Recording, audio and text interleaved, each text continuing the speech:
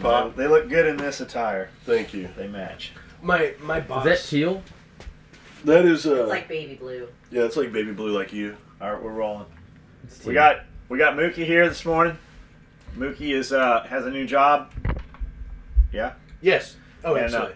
Tell them what you want them to know, and then we'll tell them some shit you don't want them to know. Okay. So I'll try to be brief. Don't be brief. All right.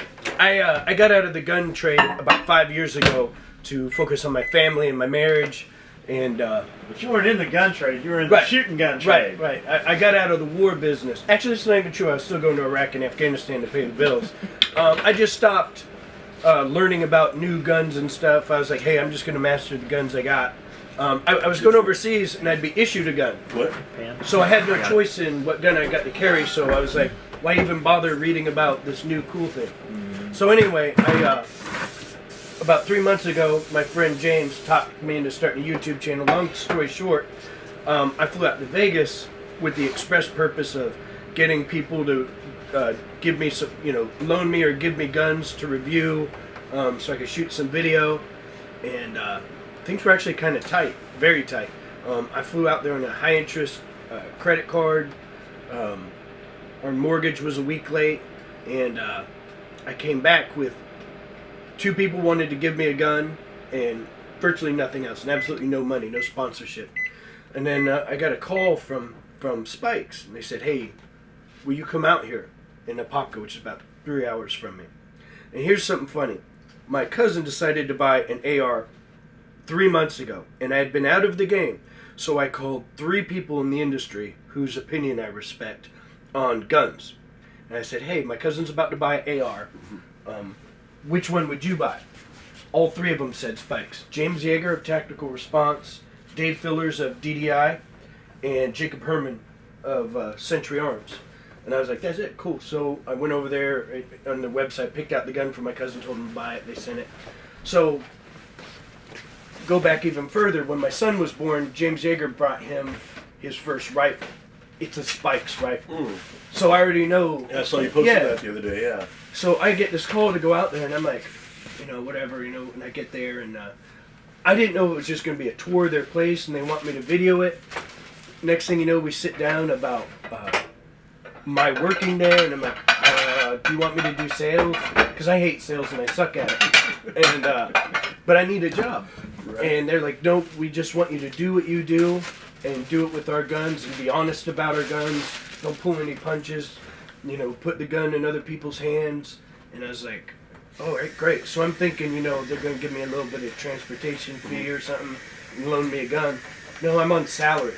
I don't get any incentive pay, so I don't have to go, please buy this thing, you know what I mean? No commission or whatever. No commission, right. So I just straight up you being honest about it. I just do my thing, and I have modest needs, so it's enough for me, and I'm happy, and I'm up here with my friends, and my friends are helping support me. And the thing is, like, everything I'm saying about their guns, I would have said any fucking way. You know what I mean? And now they're just letting me have breathing room at home. Like, I don't have to beg my wife to let me go away for a weekend. She's like, hey, it's your job. Go ahead, have fun.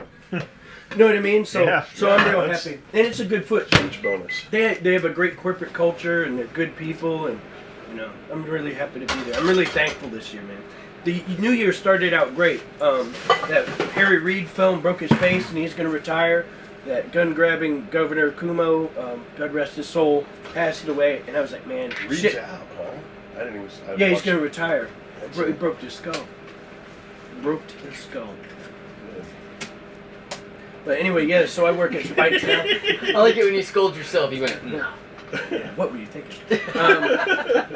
So I've got 2 suppressed guns, and another AR, and traveling around and taking classes, testing the guns. What I mean by that is using the shit out of them like an operator would, and trying to find weak points, strong points, and they just want to improve the gun and get people to touch the guns. I was at a gun store yesterday, a big one in Atlanta. I'm not going to say their name, and I'm letting some instructors shoot the guns.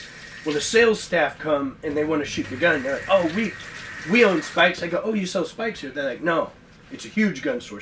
Right. And they go, no. And I We go, know where it was. and I'm like, why not? And he's like, well, I don't know, but my personal gun I ordered from Spike's. This is the whole fucking sales staff of this gun store.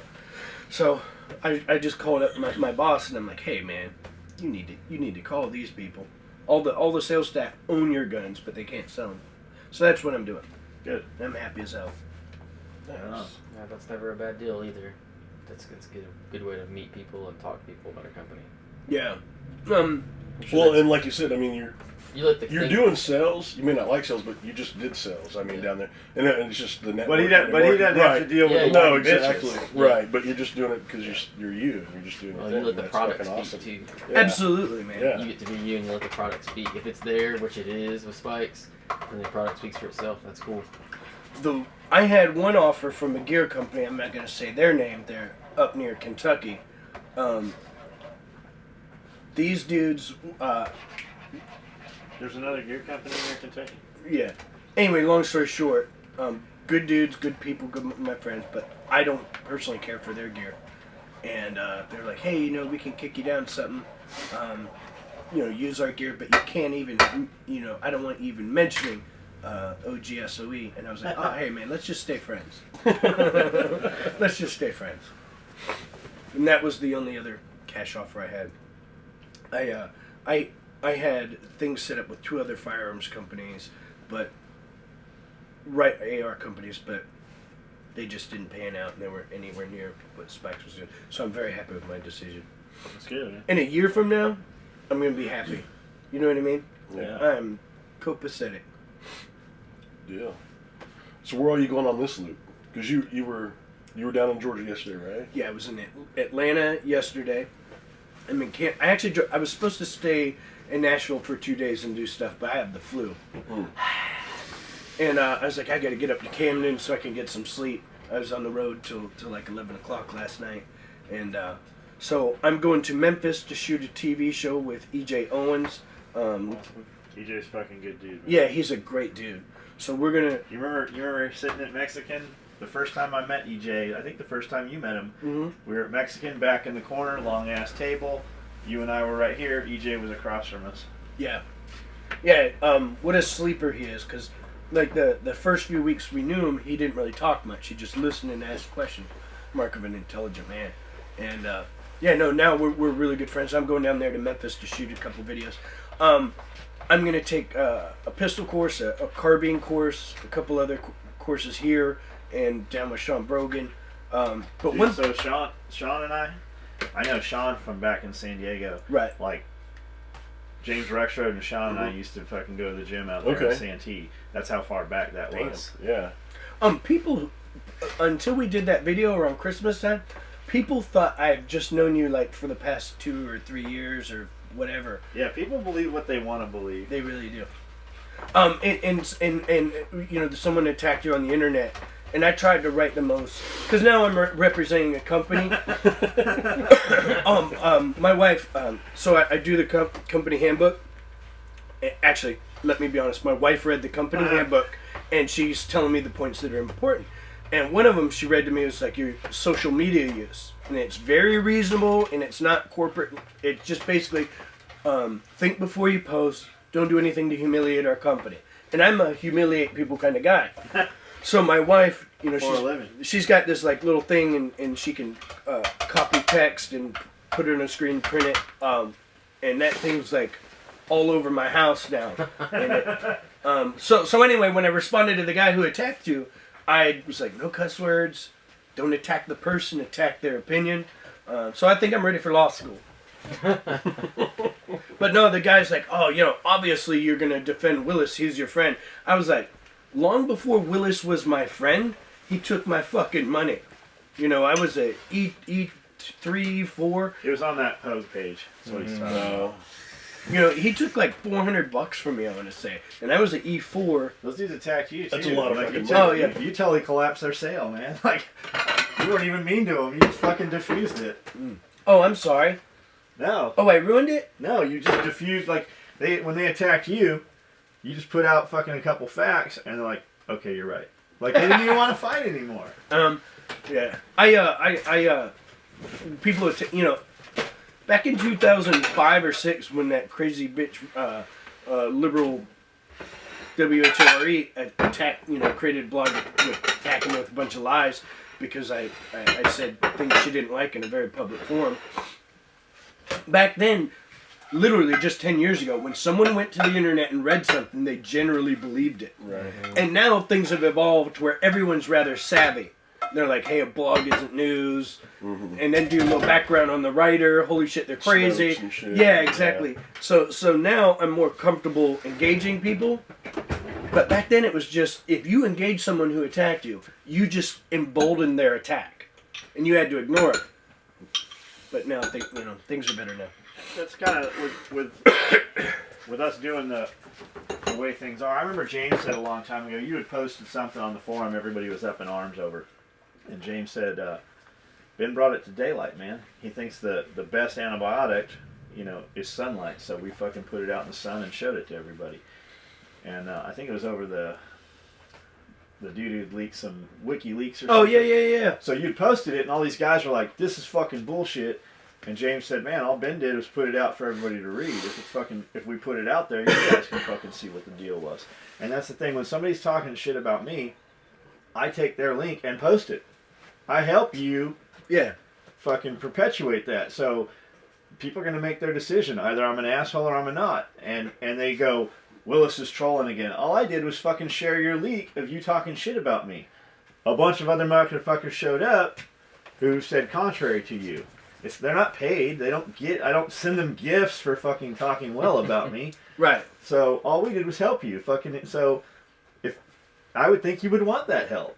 So that's kind of the same. Yeah, absolutely.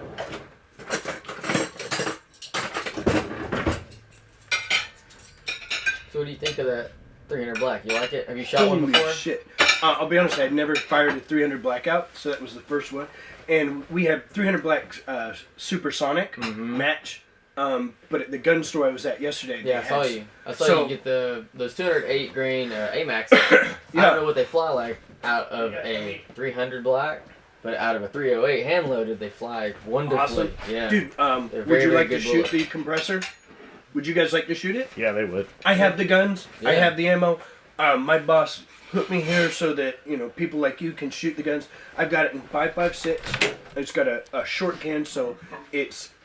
When you think suppressor, you got to taper your expectation back and say, "Hey, this is a working man suppressor for a guy who goes into a house." It's not the James Bond. Right. It's not gonna. You're gonna hear more than the fire. It's like a 22, like yeah, exactly. You hear that snap. The 300 supersonic is quiet. The 300 subsonic, you hear the guns action. Yeah, I was gonna say. I know you can hear the cycling on those. Yeah, that you just hear metal parts moving.